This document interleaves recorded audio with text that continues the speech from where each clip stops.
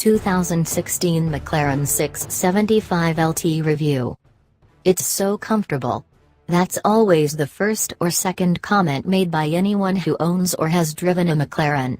They say the coupe or spider in question is also a singular performer, but what really blows them away is the bug in a rug coziness when they're not murdering the tires.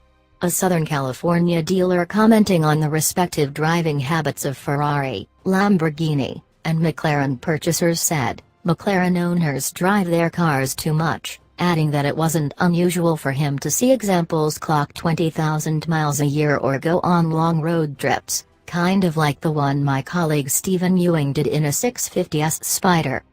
We spent a week with a Napier Green 675 LT Coupe, the limited edition, track-focused model in the Super Series lineup. It establishes a psychic connection with the McLaren F1 GTR long-tail developed in 1996 to battle the Mercedes-Benz CLK GTR and Porsche 911 GT1. This is what you should know about the 675 LT, it's really, really comfortable. Almost excessively so. At heart is the twin-turbo 3.8-liter V8 found in all McLaren models, but more than half of its components are new for this application. The camshaft is new, the block gets lightweight connecting rods, the fuel pump is upgraded, the twin turbos are the same size as those on the 650S engine yet more efficient. Final output is 666 horsepower and 516 pound-feet of torque, an increase of 25 horsepower and 16 pounds-to-foot over the 650S. More important is the weight loss. At 2,712 pounds, the 675 LT is 220 pounds lighter than a 650S through major overtures like carbon fiber body panels, less sound deadening, Alcantara in the cabin instead of carpet and leather, and a polycarbonate engine cover. You need a special tool, made of carbon fiber, to remove the polycarbonate cover because the struts and latches have been omitted to save weight. Then there are minute gestures, like the windshield being 1 mm thinner, saving 6.6 pounds, the rear bulkhead glass being half a millimeter thinner, saving 1.1 pounds, and the carbon fiber being satin finished instead of gloss finished, saving 50 grams. For all that precision, the 0-60 mph time of 2.8 seconds is only 1/10 under that of the 650S. And its top speed is 205 miles per hour, compared to the 207 mph terminal velocity of the 650S. But whole shots aren't the point, the mission here is to be the quickest thing around a track. Achieving that goal starts with the bodywork, optimized to deliver 40% more downforce than the 650S with help from an 80% larger front splitter, a 20 mm lower front ride height to increase airflow speed under the coupe, a larger rear diffuser, and new rear fenders, deck, and lower body sides. Everything aft of the B-pillars is specific to this car. Its long-tail air brake is 50% larger than on other sports series models. It is also gorgeous. I'm not into green cars, but the 675 LT is stunning from nearly every angle, especially the rear three-quarter. I'm still not sold on the shark front nose, which strikes my eye as a peculiar combination of fussy and Finding Nemo, but you know what they say about opinions.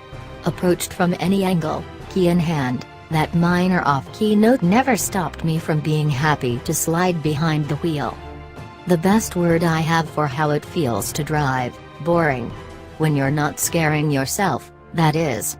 Even wedged into bucket seats that clung like a carbon fiber epidermis, trawling lumpy city streets on a track-honed suspension derived from the P1, there is nothing riveting about the 675 LT at road-legal speeds on straight roads. It's the same thing we felt about the first-generation Audi R8, a visceral wallop on the outside, a slammed A5 on most commutes. It wasn't until we got the R8 into some knotted roads or up to 190 miles per hour on the Autobahn that we felt as good driving it as we did looking at it. The 675 LT is just so comfortable. That stiffer, lighter suspension is compliant. tiny quarter lights at the V-pillar make for good visibility all around. The only place you can't see is out the back window when the air brake is up. The 7-speed dual-clutch transmission races up through the gears for fuel efficiency, and is nonchalant about downshifting when you boot the accelerator. The interior is stocked with navigation, climate control, media ports, lightweight 4-speaker Meridian audio, views from 3 cameras, 2 outside, 1 in the cabin over the driver's shoulder, and cup holders, in an awkward location. It's all here. Pairing my phone over Bluetooth took 1 minute and it stayed hooked up the whole time I had the car. That almost never happens. Set the cruise control to 65 miles per hour and you'll get more than 350 highway miles out of a tank. I would haul cross-country ass in a Lamborghini Aventador cause it's exciting. I would take the 675 LT from sea to shining sea because it's so easy and pleasant and relaxing. Then I'd whip every Aventador at the track along the way, and most other cars, too.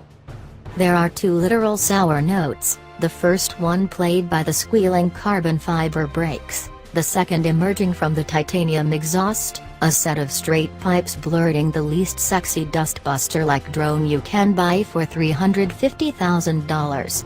The dearth of sound deadening means it fills the cabin. It's about weight loss again, with fancy mufflers and resonance chambers omitted to save 2.4 pounds. The way to have fun in a 675 LT is to take it to the track or head out to roads so twisted and gnarly that doing the posted 45 mph speed limit is a death wish. And then do the posted limit, because the 675 LT is prodigiously good when the tires are heated up and on the ground. That's superficially obvious, but a circuit-sharp suspension that's 27% stiffer in front and 63% stiffer in back can't overcome the body stiffness and low road height over middling imperfections. The coupe literally flies over sharp bumps. If crazy glue and duct tape had a rubber baby, it would be a Pirelli Zero Trufio R tire. However, these rollers need substantial mileage to get to proper operating temperature. Not properly warmed to that degree, the 675 LT will frequently battle wheel spin. Satisfy those 2 conditions and the whiter your knuckles get, the better the McLaren gets. Flick it into sport mode. The steering rack is fast, exactly 2 turns to lock, making it quicker than the P1, perfectly weighted, and the feedback through it clear and refined. This is the most enjoyable steering we've experienced in years.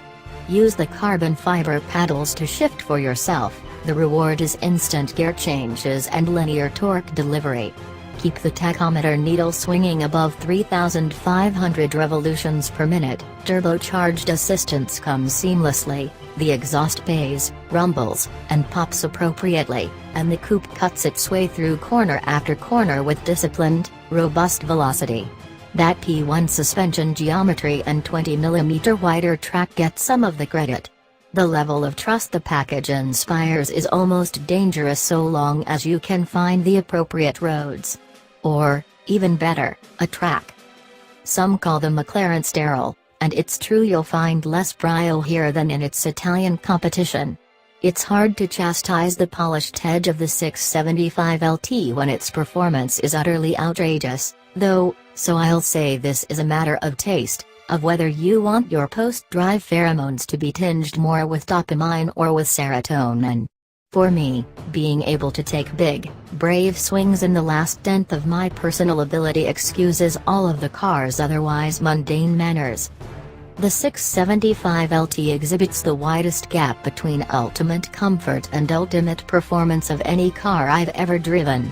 I like more everyday thrills, so I'd sacrifice some weight loss for an aftermarket exhaust, and I'd sacrifice ultimate performance for tires that didn't need so much babysitting. Then, whenever someone resurrects the Cannonball Run, I'd show up in this. In Napier Green. And the first thing I'd tell everyone there is, yeah, it's really great and all, but it's so comfortable.